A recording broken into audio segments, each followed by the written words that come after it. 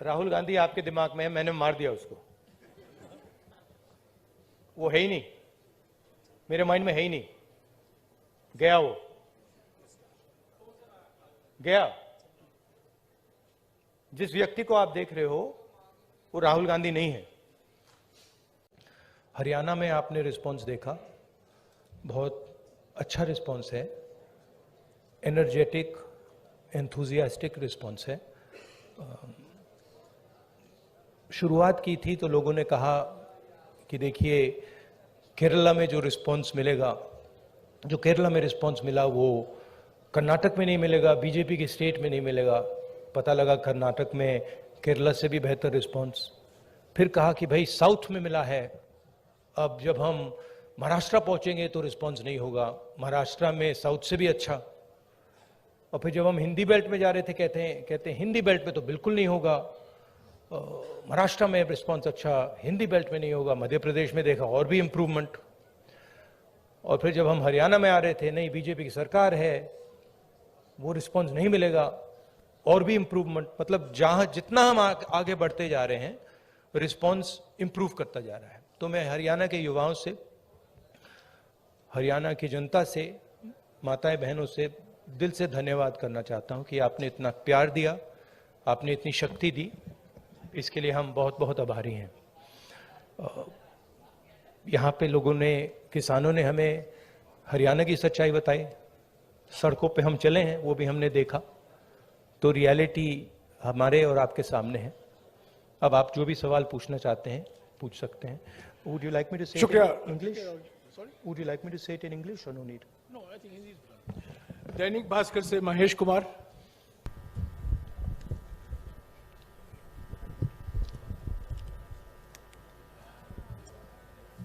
राहुल जी, आपने पानीपत में कहा था मन से, किसमें?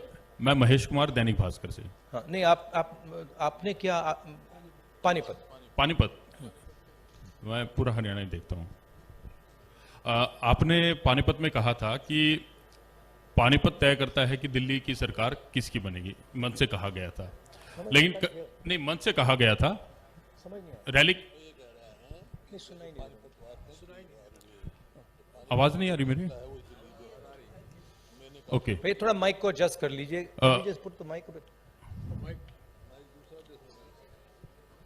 आप बोलिए प्लीज। आपने पानीपत में कहा, पानीपत में मंच से कहा गया था कि पानीपत तय करता है कि दिल्ली में सरकार किसकी होगी। मैंने कहा पानीपत में मंच से कहा गया था। और करनाल में यह कहा गया कि यह यात्रा वोटों के लिए नहीं है। तो इसमें एक कहीं ना कहीं कंफ्यूजन है कि ये एक जन आंदोलन है या राजनीतिक यात्रा है। क्योंकि पॉलिटिशियन जिस भी थॉट के साथ कोई भी एक एक्टिविटी करता है, फुल टाइम पॉलिटिशियन, उसका थॉट तभी लागू होगा जब उसके पास सरकार होगी। तो एक चीज तो मैं ये जानना चाह रहा हूं कि इस यात्रा को हम जन आंदोलन और राजनीतिक यात्रा के बीच में कहां स्टैंड करा, देखें कहां पे है ये। और इसके साथ ही ये चीज है कि एक माइलस्टोन है, ये यात्रा आपकी लाइफ टाइम का है। तो 30 जनवरी के बाद इस माइलस्टोन का टेक अवे पार्टी और आपके पास क्या होगा?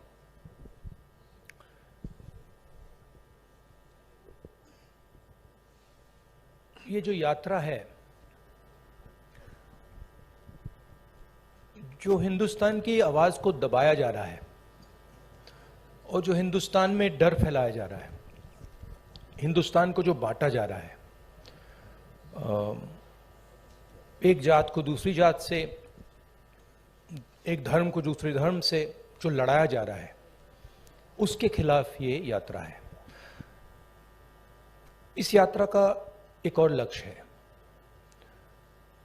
और वो मेरा पर्सनल लक्ष्य है, और जो हमारे साथ लोग चल रहे हैं वो उनका भी लक्ष्य है। वो है कि हम इस यात्रा को तपस्या जैसे देख रहे हैं। हम अपने देश से प्यार करते हैं, देश की जनता से प्यार करते हैं, किसानों से, गरीब लोगों से प्यार करते हैं और उनके साथ हम चलना चाहते हैं। तो यात्रा का लक्ष्य पर्सनल है। यात्रा का लक्ष्य देश की जनता को देश की सच्ची आवाज सुनाने का है। अब देखिए, उससे राजनीतिक फायदा हो नुकसान हो, उसके बारे में मैं नहीं कह सकता हूं, मगर यात्रा का लक्ष्य अवेयरनेस का है। और जो मेन 3 बातें हैं जो हम सब जगह कहते हैं, भारत जोड़ो, डर के खिलाफ खड़े हो, नफरत मत करो, ये एक मुद्दा है। दूसरा मुद्दा, जो हिंदुस्तान में इकोनॉमिक इनइक्वालिटी हो रही है, जो सारा का सारा धन मीडिया, दूसरे इंस्टीट्यूशंस, 2, 3, 4 लोगों के हाथ में है, इसके खिलाफ। और उसके जो नतीजे हैं, भयंकर जो अनएम्प्लॉयमेंट हो रहा है, तेजी से जो महंगाई बढ़ रही है, उसके खिलाफ ये यात्रा है। और लोगों को ये मालूम है कि भाई हिंदुस्तान में बेरोजगारी बढ़ रही है, तो उसका कारण है कि पूरा का पूरा धन 3, 4, 5 लोगों के हाथ में है, सबको मालूम है। लोगों को यह भी मालूम है कि वो जो धन का कॉन्सेंट्रेशन हो रहा है, पूरा का पूरा पूरी आर्थिक शक्ति जो 3, 4 लोगों के हाथ में जा रही है, उसका नतीजा बेरोजगारी है, उसका नतीजा महंगाई है। लोगों को कनेक्शन मालूम है। तो हम ये बात रखना चाहते हैं और बहुत सक्सेसफुली ये बात यात्रा ने रखी है। इसलिए मैं आपसे कह रहा हूं कि जहां भी हम जा रहे हैं, यात्रा इंप्रूव हो रही है। तो अब ये हमारा लक्ष्य था। दैनिक जागरण से अश्विनी शर्मा। नहीं बताता हूं। देखिए,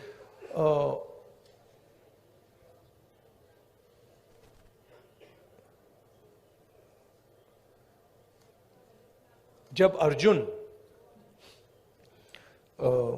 मछली की आंख में तीर मार रहा था, तो उसने आपसे कहा, उसने कहा कि आंख में तीर मारने के बाद मैं क्या करूंगा? कहा था क्या? नहीं कहा था ना। उस कहानी का मतलब है, वो गीता में भी है, तुम काम करो, जो होना है होगा, ध्यान काम पे रखो। तो वही थिंकिंग है यात्रा की भी। आपका सवाल अच्छा है। यात्रा के बाद एक और काम होगा, उसके बाद शायद एक और काम होगा, फिर आपको जवाब मिल जाएगा। शुक्रिया राहुल जी। जागरण से अश्विनी शर्मा। संक्षिप्त में प्लीज। हेलो, संक्षेप में मेरा सवाल इतना है सर कि यात्रा शुरू होने से पहले का राहुल गांधी और आज के राहुल गांधी में कितना अंतर है? हाँ, थैंक यू। हाँ, यात्रा शुरू होने से पहले के राहुल गांधी और करनाल तक पहुंचे, इसमें कितना अंतर आया है आपके अनुभव में और व्यक्तित्व में? भैया, ये तो आपका डिसीजन है। ये तो आप लोग जज, जूरी और एक्सिक्यूशनर हो। मेरा निर्णय तो नहीं है, मेरा डिसीजन तो नहीं है। तो ये तो आपको डिसाइड करना पड़ेगा राहुल गांधी क्या है, कौन है, क्या नहीं है, क्या बदलाव आया, क्या बदलाव नहीं आया। उसमें थोड़ी सी सच्चाई आप बोल सकें तो अच्छी बात होगी, और नहीं बोल सकें तो वो भी ठीक है। पंजाब केसरी से मनोज राणा।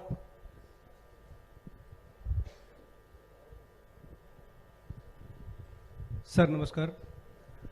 मैं ये जानना चाहता हूँ, पूरी वैसे हरियाणा की जनता भी जानना चाहती है कि आगामी विधानसभा चुनाव में सीएम का चेहरा कौन रहेंगे कांग्रेस की तरफ से, क्योंकि भाजपा का तो उन्होंने क्लियर कर रखा है लगभग। हाँ जी, देखिए, मैंने प्रेस कॉन्फ्रेंसेस में 3-4 बार कहा है कि हमारा लक्ष्य यात्रा का है, और आप लोग डाइवर्ट करने की कोशिश करते हो। पता नहीं, आप यात्रा को दिखाते ही नहीं हो। आपको कहा गया है कि भाई यात्रा को दिखाओ मत। सोशल मीडिया में मतलब बवाल मचा हुआ है, तूफान आया हुआ है, मगर नेशनल मीडिया में कुछ नहीं दिखाया जाता।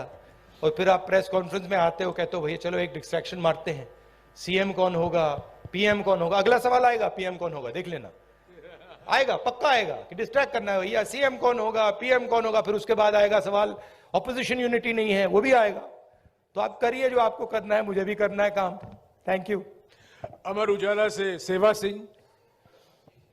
अब भैया पीएम वाला पूछिए, वो 3 हैं आपके, वो हर प्रेस कॉन्फ्रेंस में आते हैं, सीएम कौन, पीएम कौन। अमर उजाला से सेवा सिंह। राहुल जी नमस्कार। कहाँ है? हाँ हाँ जी, सॉरी। शेर यात्रा चल रही है, बहुत चर्चाएं हो रही है, लेकिन कांग्रेस के संगठन की भी उतनी चर्चा हो रही है कि मतलब आगे चुनाव की तैयारियों को देख रहे हैं लोग यात्रा के जोड़ के, तो संगठन की भी इतनी ही चर्चा हो रही है कि संगठन नहीं मतलब बन पा रहा, संगठन नहीं बन पा रहा है। जी सर।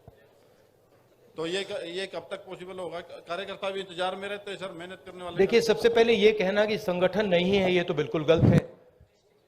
संगठन तो मतलब सड़कों पे आपको दिख रहा है, सब जगह दिख रहा है। खारगे जी प्रेसिडेंट हैं, मैं कांग्रेस पार्टी का प्रेसिडेंट नहीं हूं, तो ये सवाल आपको खारगे जी से पूछना पड़ेगा कि एग्जैक्टली हरियाणा का संगठन में इंप्रूवमेंट कैसे लाई जाएगी। मैं हरियाणा के 3 डिजिटल न्यूज चैनल से सवाल पूछवाऊंगा। लोकवाणी से मनदीप पूनिया। हाँ जी, माइक दीजिएगा इनको जल्दी। नमस्कार। नमस्कार सर।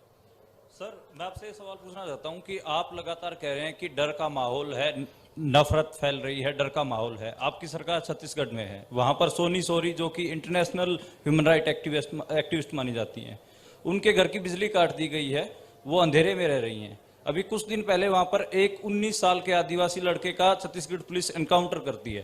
तो डर का माहौल भी आपको दिख रहा है, और क्योंकि इस यात्रा से आप कह रहे हैं कि सिविल सोसाइटी, पत्रकार, वकील, जो भी सेक्शन डरा हुआ है, उसके आप दिल की उसकी मन की उसको डर को आप कम करना चाहते हैं। तो सोनी सोरी जो कि इंटरनेशनल एक्टिविस्ट हैं, वो डर में वहां अंधेरे में बैठी हुई हैं, तो वहां आपकी सरकार है। बाकी अगर आपकी सरकार सेंटर में आ गई तो फिर वही जो छत्तीसगढ़ में क्या वही होगा? नहीं, सबसे पहली बात यह है, देखने की बात है कि ये जो आपने मेरे सामने सवाल रखा है, ये आप नरेंद्र मोदी जी के सामने रख सकते हैं क्या? सबसे पहली बात ये है। कहां रखे हैं आपने? नहीं, कवरेज एक व्यक्ति के सामने सवाल रखना और कवरेज करना में बहुत फर्क होता है। प्रधानमंत्री जी ने ऐसे कितने प्रेस कॉन्फ्रेंस किए हैं जहां पे कोई भी पत्रकार उनसे ऐसा सवाल पूछे। सबसे पहली बात यह है, ठीक है। दूसरी बात यह है कि मैं कह रहा हूं कि देश की जनता को बांटकर उनमें नफरत फैलाई जा रही है। हिंदू मुस्लिम, अलग अलग जात के लोगों को लड़ाया जा रहा है। क्या कांग्रेस पार्टी ये करती है? कांग्रेस पार्टी ने कभी कहा है कि एक जात के व्यक्ति को दूसरे जात के व्यक्ति की हत्या करनी चाहिए? कांग्रेस पार्टी ने कभी कहा है कि एक धर्म को दूसरे धर्म से लड़ाया जाना चाहिए? कभी नहीं कहा है, हिस्ट्री में कभी नहीं कहा है। तो दूसरी बात यह है। तीसरी बात यह है कि जो वहां पे डर का माहौल है, उसके बारे में आपने हमें बताया है, हम जाके उसको देखेंगे, और अगर वहां पे हम उसके बारे में बोल सकते हैं, मैं बोलूंगा, ठीक है। और अगर वहां पे कुछ गलत हो रहा है तो मैं पर्सनली जाके उसको देख के उसमें मेरी जो राय होगी मैं रखूंगा, ठीक है। मगर मेन बात यह है कि जो देश में आज नफरत फैलाई जा रही है, जो हिंसा की जा रही है, वो छत्तीसगढ़ सरकार एज अ पॉलिसी नहीं कर रही है। वहां पे इश्यूज हैं, वहां पे लैंड एक्विजिशन की इश्यूज हैं, और वहां पे टेंशन है, मगर हमारी पॉलिसी वो नहीं है। धन्यवाद। मसले से सर्वमित्र कंबोज। नमस्कार सर। इधर सर, मैं देख रहा हूं आप स्पीच में जवान और यात्रा के बाद मैं आपको बताना चाहता हूं कि मैं पर्सनली वहां जाऊंगा और पर्सनली इस बात को समझने की कोशिश करूंगा। अगर वहां पे कोई कमी है तो उसको मैं सुधारूंगा। नमस्कार सर, इधर ही सर, आप नमस्कार। हर स्पीच में तकरीबन जवान और किसान की बात करते हैं। हाँ जी।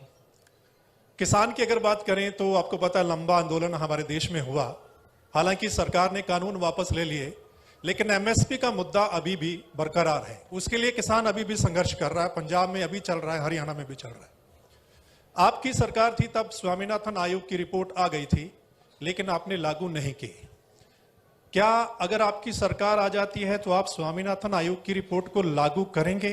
और जो किसान एमएसपी मांग रहा है, क्या वो आप एमएसपी देंगे? देखिए, ऐसी ये जो चीजें होती हैं, ये ऐसे कैजुअली नहीं कहा जा सकता है। ठीक है कि भैया, सबसे पहले मैं एक कांग्रेस पार्टी का मेंबर हूं, कांग्रेस पार्टी का लीडर हूं, बहुत सारे और हैं। तो अगर हम इस बात को सीरियसली कहना चाहते हैं तो ये डिस्कशन हम अपनी मैनिफेस्टो कमिटीज में करते हैं और उसको सीरियसली असेस करते हैं। उसके फाइनेंशियल इंप्लीकेशंस असेस करते हैं, उसके दूसरे इंप्लीकेशंस असेस करते हैं और फिर उस पर निर्णय लेते हैं। मैं यहां कह सकता हूं हाँ करेंगे ना करेंगे, उसका कोई मतलब नहीं है। जो हमारे मैनिफेस्टो में आएगा वो हमारा डिसीजन होगा और वो गारंटी करके हम करेंगे। जैसे हमने न्याय योजना के बारे में कहा था, हमने अलग अलग स्टेट्स में कर्जा माफी की बात की थी। जब हमारे मैनिफेस्टो में आ जाता है वो होगा ही होगा। ठीक है, तो पहली बात ये है। दूसरी बात ये है कि हम एक्सेप्ट करते हैं कि जो किसान है उसको चारों ओर से घेरा जा रहा है। उसको डायरेक्टली मारा जा रहा है, फ्यूल प्राइसेस से लेकर डायरेक्ट डीजल पेट्रोल की प्राइस से डायरेक्ट मारा जा रहा है। उसको इनडायरेक्टली मारा जा रहा है। बीमा का वो पैसा देता है, तूफान आता है, आंधी आती है, उसको पैसा नहीं मिलता। उसको डायरेक्टली खाद की प्राइसेस से मारा जा रहा है। तो हम एक बात एक्सेप्ट करते हैं कि जो हमारे देश की जो रीढ़ की हड्डी है, जो रीढ़ की हड्डी प्रोडक्शन करता है, जो हमें भोजन देता है, उस पर आक्रमण हो रहा है। वो जो 3 किसान की काले कानून थे, वो कानून नहीं थे, वो किसान को मारने के हथियार थे। जैसे डिमोनेटाइजेशन और गलत जीएसटी छोटे व्यापारियों को मारने के हथियार हैं, वो पॉलिसीज नहीं है। ठीक है, तो हम समझते हैं कि उनको प्रोटेक्शन की जरूरत है। और एक और बात, एक्सपोर्ट पॉलिसी भी उनको मारने का, उनसे चोरी करने का एक तरीका है। ठीक है, तो हम जानते हैं कि किसान पर आक्रमण हो रहा है। और मैं आपको एक बात की गारंटी दे दूंगा कि कोई भी कांग्रेस पार्टी की सरकार आएगी, वो आक्रमण बंद होगा, किसान की रक्षा होगी, उसकी प्रोटेक्शन होगी। और अगर हम अरबपतियों का लाखों करोड़ रुपए कर्जा माफ कर सकते हैं तो हम किसानों की भी मदद कर सकते हैं। ये मैं आपको गारंटी करके दे सकता हूं। एमएसपी बहुत जरूरी मुद्दा है, उस पर हम चर्चा करेंगे, इंटरनल डिस्कशन करेंगे और उस पर हम निर्णय लेंगे। मगर मैं ऐसे प्रेस कॉन्फ्रेंस में इन चीजों के बारे में फ्लिपेंटली नहीं बोल सकता। मैं सीरियस आदमी हूं। मैं अगर मेरे मुंह से कुछ निकलता है तो क्रेडिबली निकलना चाहिए, सच्चाई निकलना चाहिए। नहीं, सप्लीमेंट्री नहीं, एक सेकंड, जवान की बात करता हूं। बेरोजगारी की बात बहुत ज्यादा, जिस स्टेट में आप बैठे हैं आंकड़ों के हिसाब से टॉप पर, सप्लीमेंटरी प्लीज, टॉप पर। नो सप्लीमेंट्री नहीं, नहीं। जवान के बारे में मैं आपको बताता जी, हूं। आपके एक सेकंड सर। आप कहते हैं कि कोई इंजीनियरिंग में जा रहा है, कोई मेडिकल करता है, आईएएस करना चाहते हैं, लेकिन जॉब्स नहीं है, यानी कि उनको पता नहीं कितनी जॉब्स हैं। तो आपके पास क्या ऐसा रोड मैप है? हमारे देश में हर साल लाखों ग्रेजुएट निकलते हैं, पोस्ट ग्रेजुएट निकलते हैं। सरकारी और प्राइवेट नौकरी में ऐसा कौन सा रोड मैप होगा कि हम उनको सेट कर पाएं? देखिए, ये देश अपने युवाओं से झूठ बोल रहा है। ठीक है, झूठ क्या है? मैं अब 3000 किलोमीटर चला हूं। युवाओं से मैं पूछता हूं, बच्चों से पूछता हूं क्या करना चाहते हो, 5 जवाब मिलते हैं। Engineer, doctor, lawyer, army, administration. ठीक है, और सारे के सारे मतलब हजारों बच्चों ने मुझे ये 5 जवाब दिए हैं। रियलिटी ये है कि इनमें से 10% को, 15% को, ज्यादा से ज्यादा 10% भी मुश्किल है, 10% को इंजीनियर, डॉक्टर, लॉयर ये जॉब्स मिल जाएंगे, बाकी को नहीं मिलेंगे। तो इन सब के सपने टूटेंगे। मेरे पास एक बच्ची आई, कहती है मैं आईएएस में जाना चाहती हूं। मैंने कहा ठीक है बेटा, आईएएस में हर साल कितने लोग जाते हैं? मुझे कहती है 5 लाख लोग जाते हैं। मैंने उससे कहा नहीं बेटा, 5 लाख लोग नहीं जाते हैं, 150 लोग जाते हैं। रोने लग गई। तो ये देश अपने बच्चों से, अपने भविष्य से झूठ बोल रहा है और ये इनका दिल तोड़ेगा। हर रोज इनका दिल टूटता है, इनके सपने टूटते हैं। क्यों टूटते हैं? क्योंकि जो लोग इस देश को रोजगार दे सकते हैं, उनकी हम मदद नहीं करते हैं, उनकी हम प्रोटेक्शन नहीं करते हैं, उनके स्ट्रक्चर के बारे में हम नहीं सोचते। रोजगार कहां से आएगा? रोजगार अगर आप सेकंड ग्रीन रेवोल्यूशन करोगे, एग्रीकल्चर को ट्रांसफॉर्म करोगे, फूड प्रोसेसिंग फैक्ट्रीज के जाल बिछाओगे, रोजगार वहां से आएगा। करोड़ों लोगों को रोजगार मिल सकता है और रिस्पेक्टेबल रोजगार मिल सकता है। दूसरी बात, जो स्मॉल और मीडियम इंडस्ट्रीज को डिस्ट्रॉय किया गया है, और कोई शब्द ही नहीं है, डिस्ट्रॉय किया गया है। जीएसटी, डिमोनेटाइजेशन और कोविड के समय जो किया, वो दूसरे लोग हैं जो रोजगार दे सकते हैं, करोड़ों लोगों को रोजगार दे सकते हैं। मैं आपसे सवाल पूछना चाहता हूं, आप मुझे वो नाम बता दीजिए जो छोटी कंपनी चलाता हो, स्मॉल और मीडियम साइज इंडस्ट्री चलाता हो, जो आज लाखों करोड़ का मालिक हो गया है। नाम बता दो मुझे। आप ये होंडा गाड़ी चलाते हैं, इसका मालिक मैकेनिक था। ये टोयोटा गाड़ी चलाते हैं, इसका मालिक मैकेनिक था। आप मुझे मैकेनिक का नाम दे दो जो इस देश में बड़ा उद्योगपति बन गया है, बताओ। नहीं है। तो जो रोजगार दे सकते हैं, जो सपने पूरे कर सकते हैं, उनकी हत्या हो रही है। तो रोड मैप क्या है? रोड मैप यह है कि जो स्मॉल और मीडियम इंडस्ट्री की बेस है हिंदुस्तान की, उसको प्रोटेक्ट करा जाए, उनको फाइनेंस दिया जाए, और ये जो छोटे छोटे बिजनेसेस हैं, इनको टेक्नोलॉजी के साथ ट्रांसफॉर्म करके इनमें से 5-10% को बड़े बिजनेसेस बना जाए। ये दूसरा रोड मैप है। तीसरा रोड मैप है कि हमारा जो शिक्षा का सिस्टम है, ये सिर्फ 5 चीजें सिखाने की कोशिश कर रहा है, मतलब 5 रास्ते दिखा रहा है। इस देश में लाखों रास्ते हैं। जिस दिन ये देश स्किल्स की रिस्पेक्ट करना शुरू कर जाए, उस दिन ये देश सच्चा सुपर पावर बन जाएगा। उस दिन तक ये सब खोखला है। इस देश में स्किल्स जो होती हैं, चाहे वो बढ़ई की हो, चाहे वो मैकेनिक की हो, किसी की भी हो, चाहे वो किसान की हो, उसकी कोई इज्जत नहीं करता है, उसका मजाक उड़ाते हैं, देखो ये क्या कर रहा है। जिस दिन वो हो जाएगा, उस दिन ये देश चाइना का मुकाबला कर जाएगा और यहां पे made in India, made in India, made in India सब जगह दिखना शुरू हो जाएगा। वो रोड मैप है। धन्यवाद। शुक्रिया राहुल जी। हमारे पास सिर्फ 10-12 मिनट है। सवाल संक्षिप्त में कीजिएगा और फिर से गुजारिश करूंगा सप्लीमेंट्री मत पूछेगा प्लीज। ये रैपिड फायर होना है। कई लोग को मौका देना चाहता हूं मैं। सत्य खबर से सत्य सिंह। सर नमस्ते। सर पिछले काफी समय से हम लोग देख रहे हैं कि जो कांग्रेस पहले डिफेंस मोड में रहती थी, अब अटैकिंग मोड में है। हर जगह पे जवाब दिया जा रहा है। आपकी टीम ये अच्छा काम कर रही है, पर मैं हरियाणा के संदर्भ में आपसे एक सवाल करना चाहता हूं और वो सेंटर से ही सवाल रहता है। अभी पीछे राज्यसभा का चुनाव था, अजय माकन जी ने चुनाव लड़ा था।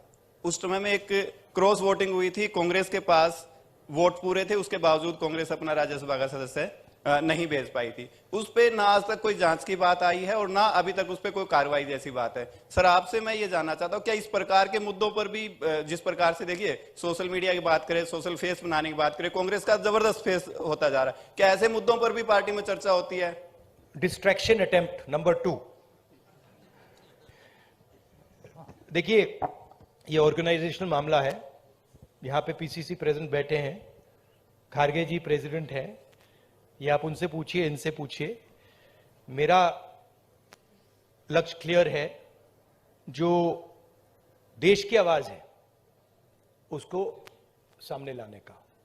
अच्छा अटेम्प्ट था, मैं कहूं कि उससे अच्छा था, ज्यादा सोफिस्टिकेटेड था, मगर मैं डिस्ट्रैक्ट नहीं होऊंगा। Thank you. शुक्रिया राहुल जी। टोटल टीवी से प्रदीप। नमस्कार राहुल जी, धन्यवाद। नहीं, एक और बात जो आपने कहा, नहीं एक बात आपने कही जिसका मैं जवाब देना चाहता हूं। आप बैठ सकते हैं, ये कांग्रेस का प्रेस कॉन्फ्रेंस है, बीजेपी का नहीं है, आरएसएस का नहीं है। राहुल जी, समय की पाबंदी भी हाँ, है। नहीं, मगर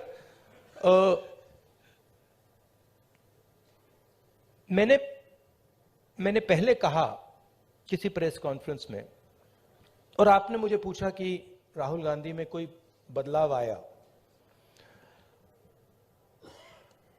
एक बात मुझे बहुत गहराई से समझ आ गई है कि ये जो लड़ाई है, ये एक्चुअली राजनीतिक लड़ाई नहीं है। सुपरफिशियली ये राजनीतिक लड़ाई है।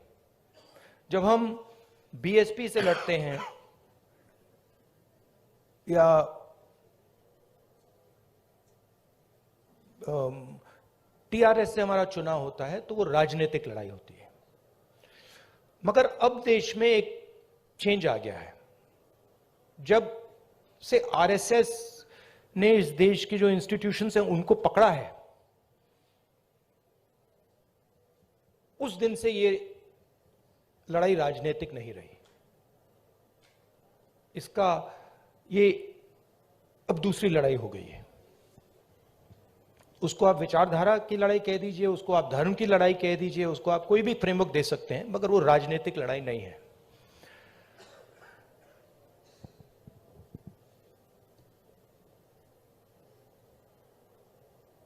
कांग्रेस पार्टी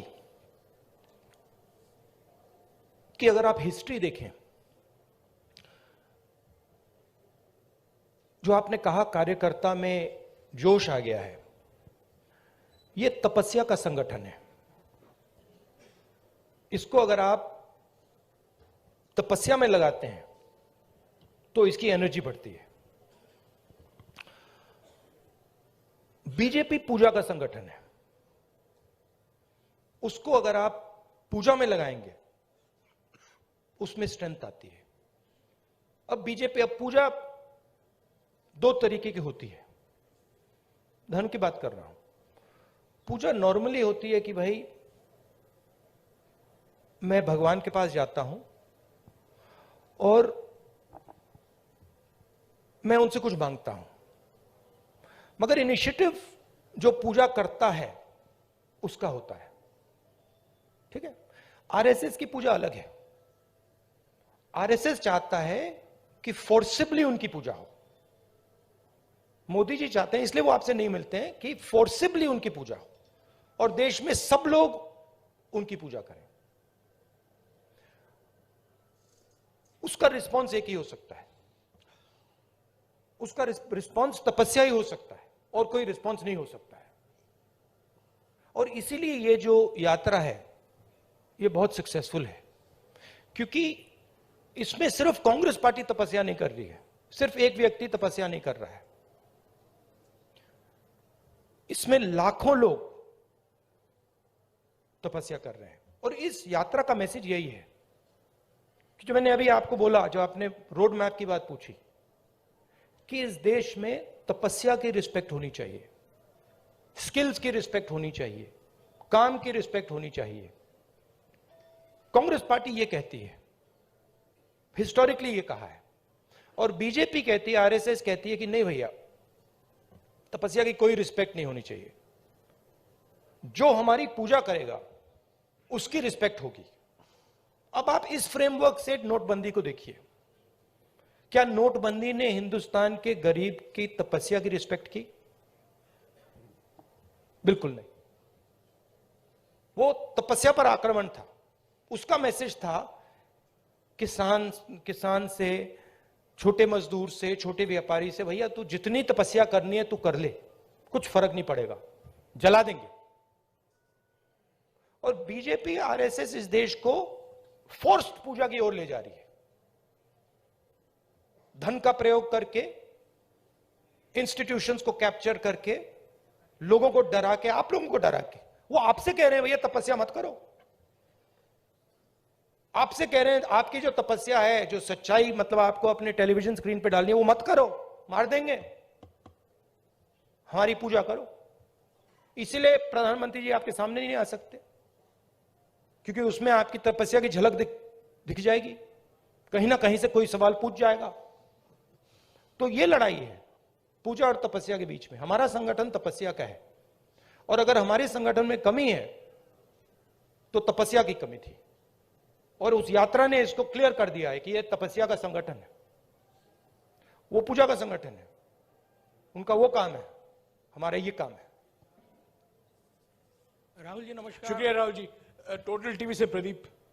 राहुल जी नमस्कार, मैं प्रदीप। और ये जो आपने शिव जी की फोटो देखी होगी, ये आपने देखा है, ये सिंबल देखा है आपने, शिव जी की फोटो में देखा है, इसका मतलब क्या है? कोई बता सकता है?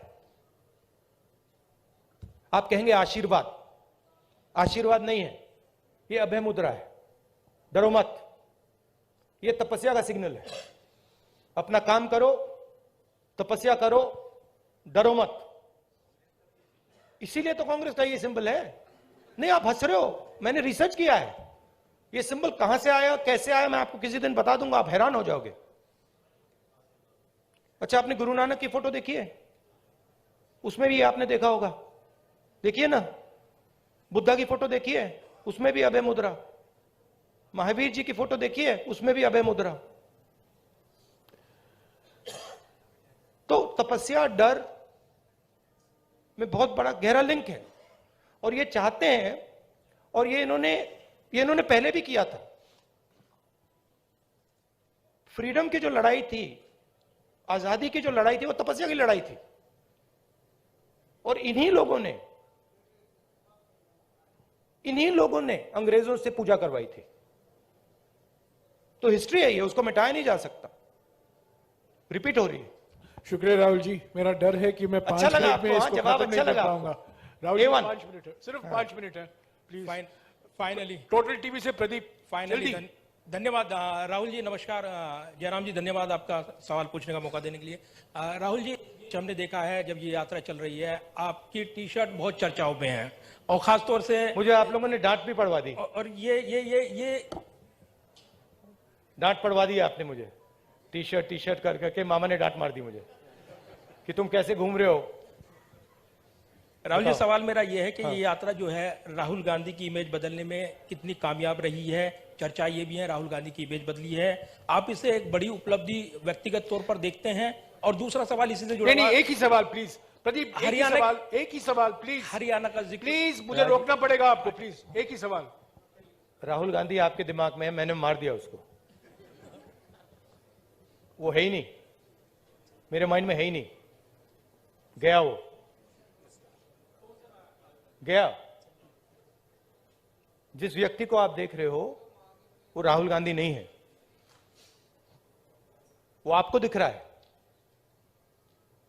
बात नहीं समझे आप? हिंदू धर्म को पढ़ो थोड़ा, शिव जी को पढ़ो, समझ आ जाएगी बात। ऐसे मत, हैरान मत हो, हैरान मत हो। राहुल गांधी आपके दिमाग में है, मेरे दिमाग में है ही नहीं। राहुल गांधी बीजेपी के दिमाग में है, मेरे दिमाग में है ही नहीं।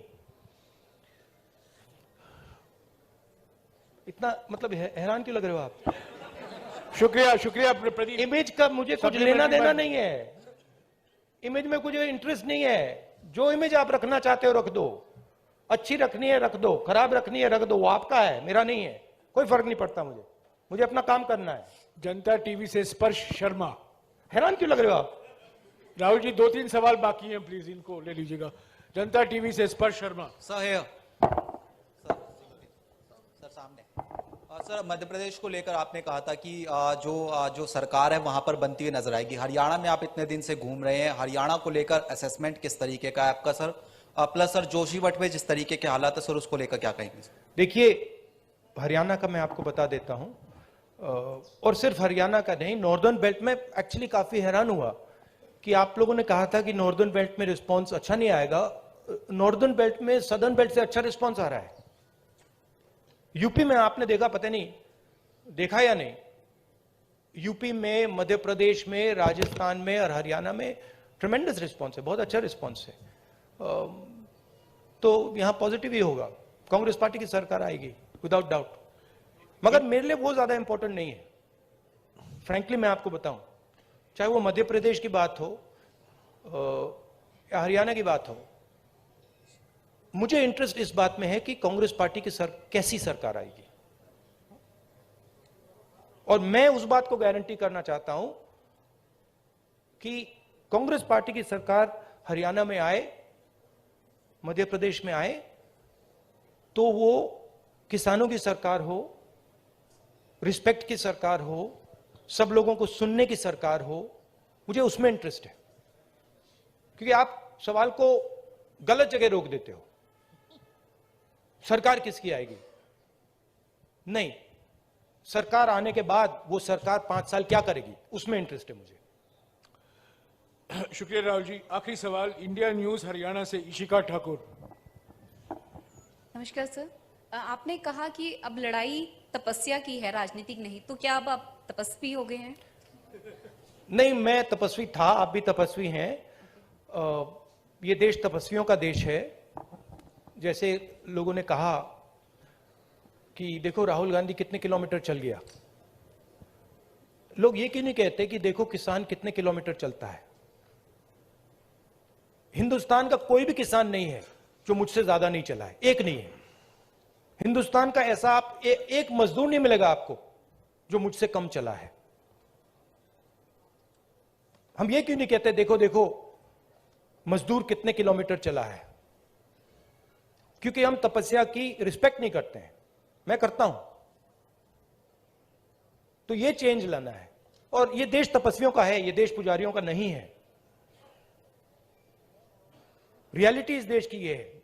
और अगर जैसे मैंने कहा इस देश को सुपर पावर बनना है, जो आप कहते रहते हो, तो तपस्वी की रिस्पेक्ट करनी पड़ेगी, उत्पादक की रिस्पेक्ट करनी पड़ेगी, उससे गले मिलना पड़ेगा, बैंक के दरवाजे उसके लिए खोलने पड़ेंगे, उसकी प्रोटेक्शन करनी पड़ेगी।